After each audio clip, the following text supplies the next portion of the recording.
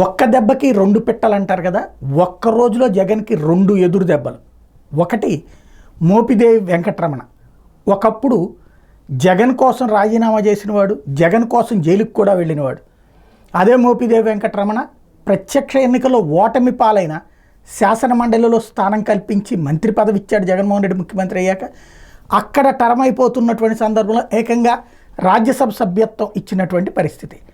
పిల్లి సుభాష్ చంద్రబోస్, మోపిదేవి వెంకటరమణ ఈ ఇద్దరి లాయల్టీ, కుటుంబం పట్ల, వైఎస్ కుటుంబం పట్ల వీళ్ళిద్దరు చూపించిన లాయల్టీ కారణంగా వాళ్ళకి ప్రత్యేకంగా ఎప్పుడూ పదవికి ఇబ్బంది లేకుండా చేసుకొచ్చారు. ఇప్పుడు అందులో మోపిదేవి వెంకటరమణ రాజ్యసభకి రాజీనామా చేసి తెలుగుదేశం పార్టీ వైపుకి చేరిపోబోతున్నారు అన్నటువంటిది అతిపెద్ద సంచలనం.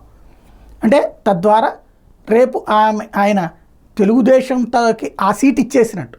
అయితే టీడీపీనే ఆయనకి సీట్ ఇస్తుందా, లేకపోతే శాంతం ఆ సీట్ వదిలేసి టీడీపీ వాళ్ళు ఇంకెవరినన్నా ఎంపిక చేసుకునేందుకు అవకాశం కల్పిస్తూ పక్కకి తప్పుకుంటున్నారా తెలియదు.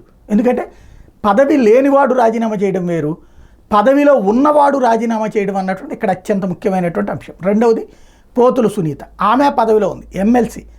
తెలుగుదేశం పార్టీ నుండి వచ్చిన పోతుల సునీతకి వరుసగా 2 సార్లు ఎమ్మెల్సీ ఇచ్చారు.